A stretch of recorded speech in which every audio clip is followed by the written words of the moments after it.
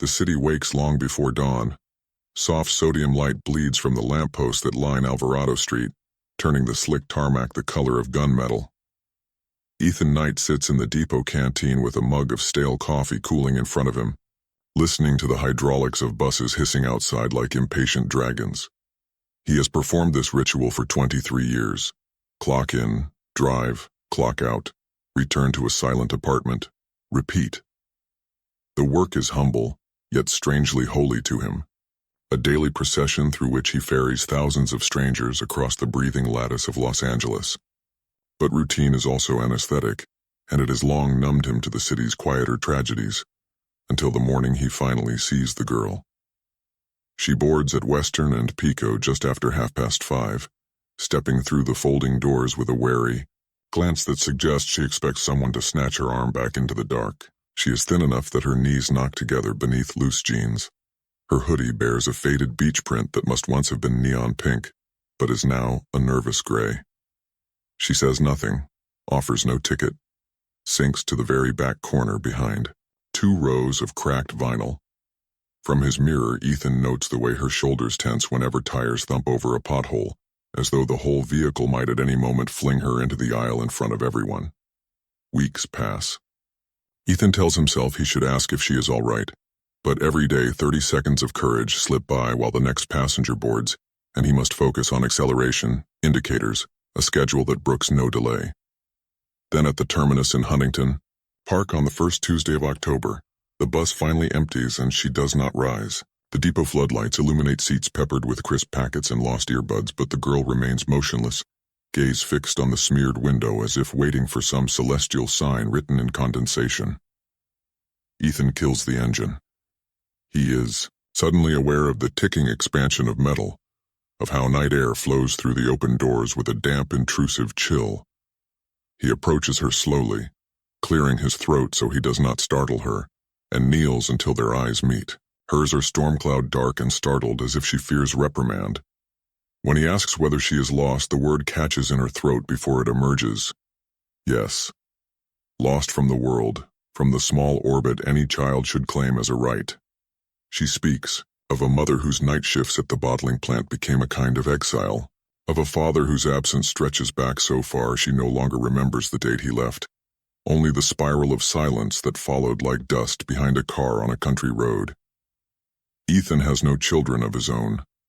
There is a daughter, Ellie, born when he was 19 and too foolish to refuse the lures of petty crime. A judge had offered the Marines or jail. Ethan chose the former, and the rift between him and the child who arrived weeks later never healed. Ellie and her mother moved north, and his letters went unanswered until he stopped writing. Yet looking at Sarah, he learns her name tentatively as though it might crumble if spoken too loudly. He feels something stir. Perhaps fatherhood is less about biology than about presence. He tells her she can stay at his apartment for the night, no strings, no questions until morning. She hesitates, then nods with a resolve so fragile it threatens to shatter under the depot's unflinching fluorescence. His flat above the laundrette hums with the rhythmic churn of machines below. He finds an old football jersey washed thin by time, and a pair of jogging bottoms that once belonged to an ex whose memory his mind refuses to relinquish, even when he begs it to. Sarah accepts the clothes with the guarded gratitude of someone unused to kindness. She drinks cocoa at the kitchen counter while Ethan busies himself washing up a mug that did not need washing. When she finally asks whether he is married, he almost drops the plate. He says no, but once upon a time he thought he might be. She does not pry further. Sleep eludes him. He sits in the lounge listening to traffic sigh along Wilshire, wondering what story Ellie might have told if a stranger had offered her sanctuary. At 4 he stands, fetches a tattered AZ map and begins marking every homeless outreach center he can recall from years of night routes. By 7, Sarah emerges shyly, hair damp from the shower. They share toast and he offers his phone so she can try her mother, but no one answers. The call rings out into a void Ethan has known too well. They begin at St. Michael's shelter behind the old mission facade on Sunset. Sister Magdalena remembers a woman named Claudia Rain, Sarah's mother, who picked up parcels from the food bank when Sarah was 10. But Claudia disappeared long ago. A volunteer recalls gossip that Claudia's husband Matthew died in an industrial fire, perhaps an insurance scam gone wrong. No record exists, no autopsy, no police report accessible to clergy volunteers. Ethan feels the first tug of something snarled beneath the city's asphalt. In the church vestry, Father Gabriel retrieves a dusty filing box. Inside lies a funeral leaflet printed on cheap card, Service of Remembrance for Matthew Joel Rain, November 11 years prior. No photograph. A death announced without proof. Sarah clutches the leaflet as if it might suddenly animate and sing a lullaby she lost at 6. Father Gabriel's voice drops to a conspiratorial whisper. Rumors said Matthew worked for a defense subcontractor out at the port of Long Beach. Something about experimental optics. After he vanished, his co-workers signed strict non-disclosure agreements and were shipped to other projects. None would speak. Outside, the day has sharpened into one of those desert edge afternoons when heat refracts off concrete like invisible flames. Ethan buys Sarah a lemonade from a Latino street vendor whose cart jingles with talismans. She slurps greedily, eyes red-rimmed from unshed tears. He notices how she hungrily watches passing fathers hoisting toddlers onto shoulders. The ache in his chest intensifies. Ethan calls an old Marine chum, Alex Delgado, who now works at a private investigation firm. They meet in a taqueria that serves burritos the size of forearms. Delgado, mustache peppered with silver, listens without interruption, then slides a crumpled envelope across the tabletop. Inside is a grainy Polaroid taken 5 days ago by port security. A bearded man offloading crates at Dock 14, bearing a striking resemblance to Matthew Rain despite the decade since his reported death. Ethan's scalp prickles. Delgado cautions that the company, Argonatus Systems, is ghosted. Registered via shell conglomerates in Delaware, board of directors sealed. Their lab facility occupies a decommissioned cargo hangar. Rumors swirl of research into invisibility, cloaks for drones and infantry. Delgado's voice drops. If this is their asset, they won't evacuate him willingly. Sarah overhears just enough over refried bean fumes to know hope is no longer abstract. She grips Ethan's sleeve. If her father lives, she wants to see him. Ethan feels the responsibility settle like armor. They cannot go to the police. Argonatus doubtless enjoys friends in uniform. He decides on reconnaissance. That night, he and Delgado park a battered Civic overlooking the port.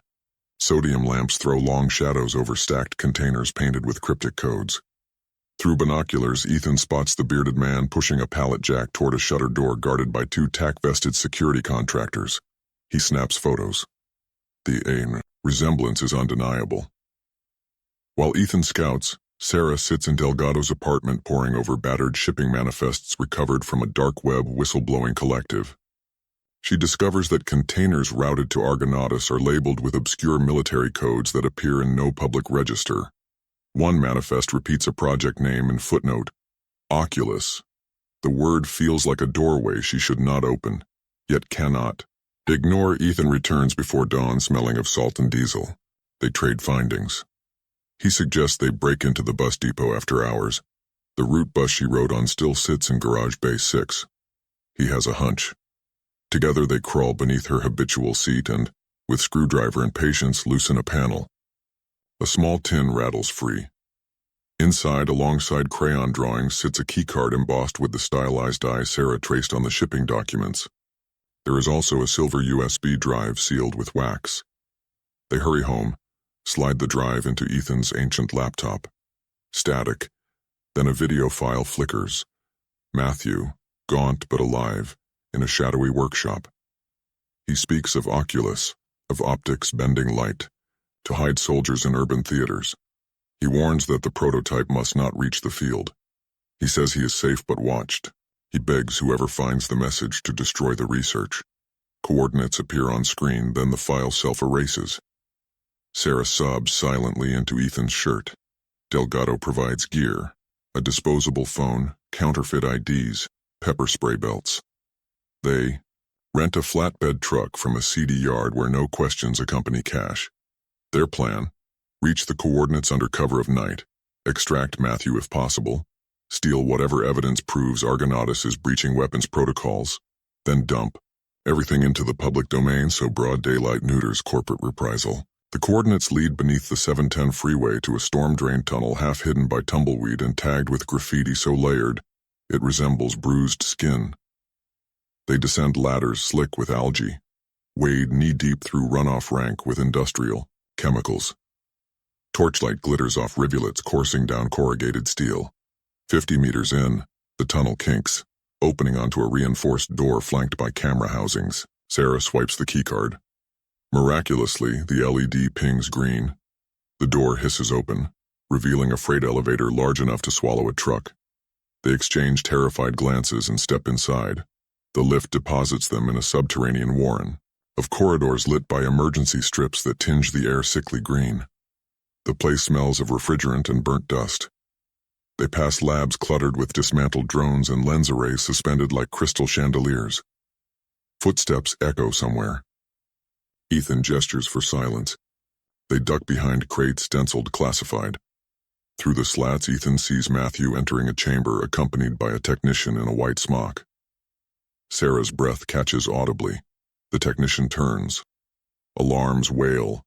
Security shutters slam. Ethan drags Sarah through an auxiliary door just before a titanium partition slices the corridor. Now begins a game of cat and mouse across maintenance catwalks above dark cisterns humming with coolant. They lose one guard when Ethan swings a chain, knocking him into a rail, but others close fast. Sarah hotwires an electric buggy. They roar down a tunnel, sparks showering when axles scrape the walls. Soldiers in thermoptic half-cloaks flicker, in and out of visibility ahead, firing suppressed rounds that hiss past. The buggy lurches, then stalls where cables have been sabotaged. Ethan tosses a flare. Crimson light illuminates shapes that vanish like mirages. He drags Sarah through a hatch leading into a cylindrical shaft where warm air rises. Engine noise reverberates overhead. They have stumbled beneath the port's container cranes. Rungs carry them upward until they burst into moonlight between stacks of shipping containers. Dock workers holler in Spanish. Someone calls security. But confusion is ally tonight. Matthew himself appears above on catwalk grating, hustled by two guards. Sarah screams his name. He stops. Recognition warps his face. The guards yank him forward, but Ethan barrels up a service stair, colliding shoulder first into one guard, sending him over the rail. The second guard levels a taser. Sarah swings a dock cleat, striking his wrist. The weapon clatters down a stairwell. Matthew collapses into Ethan's arms, lanky, shaking, eyes brimming apology and awe at his daughter's courage. They flee aboard a tugboat commandeered at knife point. The harbor at 3 a.m. is a cosmic void punctured by oil rig flares. Waves slap hulls like resentful hands. Delgado meets them at a marina south of Long Beach with the Civic engine idling. Matthew, still reeling from stun grenade residue, explains as they hash across deserted suburbs. Oculus prototypes are slated for demonstration to Pentagon observers at dawn 3 days hence in a desert base outside Barstow. Argonautas needs him only to interpret calibration data. Once that is done, so too is his life expectancy. Delgado proposes disappearing. Take cash, vanish to Baja. New names. But Sarah refuses. If the weapon goes live, other children will lose fathers to invisible bullets. Ethan sees in her the steel of someone who has been powerless too long. She will burn the world rather than let it hurt another girl. Thus, they conspire. Matthew still retains admin credentials. He can access the Oculus control grid from any node, with secure satellite uplink. Their target, the relay van that will park at the demonstration site, beaming live analytics to Washington. If they hijack that broadcast and substitute Matthew's dock stump, they expose Argonautas. Media will devour a story of corporate malfeasance. Politicians will scramble to distance themselves. The project will drown in committee hearings. They buy camouflage tarps, dessert jerry cans, a wrecked minibus salvaged from a scrap lot. Ethan spends a feverish night rewiring spark plugs and reinforcing struts with angle iron. Sarah learns to drive manual in a Walmart car park, stalling only twice. She laughs, a sound Ethan realizes he has not heard from her. It is a bright, imperfect giggle that cracks open something inside his ribs. 2 days later, they snake along sand-blasted roads under a dawn the color of molten brass. Barstow lies baked and inert beyond cactus plains. The airbase sits behind razor wire and concrete T-walls stenciled with motivational slogans, "See the invisible, strike with precision." Delgado, posing as a subcontractor, bluffs past security, with forged manifests. The minibus rolls into a maintenance bay. Sarah and Ethan crouch between cable spools until a shift change empties the corridor. At 11:07, a convoy trundles towards a scorched valley marked by target silhouettes. One van festooned with dish antennae peels off, parking on a berm. Inside, 2 technicians argue over calibration offsets. The rear doors burst inward. Ethan brandishes a smoke grenade. Choking gray plumes fill the cramped cabin. The technicians stumble out coughing, are zip-tied by Delgado. Matthew plugs a laptop into the mainframe, fingers dancing. Lines of code scroll. He uploads every dossier, every budget misallocation, every off-the-book assassination feasibility study. In their place, he triggers an infinite loop GIF of blinking text. The invisible war is a lie. Argonautas security triggers an alert. Sirens howl. Ethan floors the minibus. Sarah on the passenger seat clutches a handheld downlink streaming CNN. Within seconds, special report banners erupt. Military tech firm exposed. Whistleblower video live. Social media explodes. Journalists and embassy press pools retweet. Classified schematics before sensors can react. Choppers lift off from the base. Faceless figures in desert camo lean from doors with carbines. The minibus fishtails across gravel, engine screaming. Bullets rip tire tread. Ethan keeps control. Ahead, the Mojave unfurls, endless as worry. At mile marker 86, the transmission seizes. They skid into scrubland. Dust clouds billow. Chopper rotors hammer overhead. For a heartbeat, Ethan thinks it ends here. Then armored Humvees roar past. Military police commandeered by the White House to seize all Argonautas assets after the leak. The very system that protected the company is devouring it. The chopper veers, pursuit abandoned. Ethan and Sarah exchange disbelieving laughter that borders on hysteria. A week later, courtroom steps in downtown Los Angeles swarm with cameras. Matthew Rain, granted whistleblower immunity, testifies before a Senate subcommittee via video link. Ethan watches on a bar TV. The ticker scrolls. Oculus project shuttered. CEO indicted. But none of that matters as much as the text message blinking on his cracked phone. You coming too? The beach? Bring extra marshmallows. Sarah. He drives to Dockweiler, where bonfire pits dot the sand. Sarah roasts marshmallows until they ignite like comets. Matthew strums a guitar borrowed from a stranger, chords halting but full of earnest warmth. The moon sits huge and lemon above the water. Delgado hands Ethan a beer, clinks bottles. You did good, hermano. Ethan shakes his head. She did good. I just drove. Later, when the fire dies, Sarah presses a folded envelope into Ethan's palm. Inside, a bus schedule, Route 23. Only every stop is crossed out except the last. On the blank space she has written, no more endings, only new starts. He looks up. She winks, half shy, half playful, then jogs towards the surf, daring, chilly, Pacific waves. He returns to the depot the next morning. The dashboard still smells of vinyl and disinfectant, but the world is impossibly changed. Passengers board, an accountant, a grandmother, a boy with a skateboard plastered in stickers. Ethan greets each with a smile so wide it aches. At Western and Pico, he slows. No Sarah today. She is busy enrolling in community college orientation. But as the bus pulls away, he catches sight of a different teenager waiting under the cracked plexiglass shelter, shoulders hunched, eyes hollow. Without thinking, Ethan taps the brakes and opens the doors, offering the simplest, most radical invitation he knows. The city hums on, indifferent and wondrous. Above its din, new stories seep into motion.